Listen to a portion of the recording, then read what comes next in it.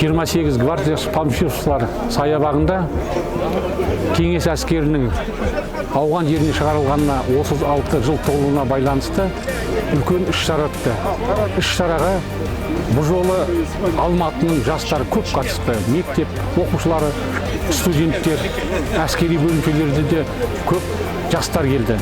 Бұны біз ойлаймыз, өздерінің тарихтарын біліп, сонау 80 жылдары Ауған соғысында қаза болған жасөспірім жігіттердің рухын сыйлап келген деп ойлаймыз.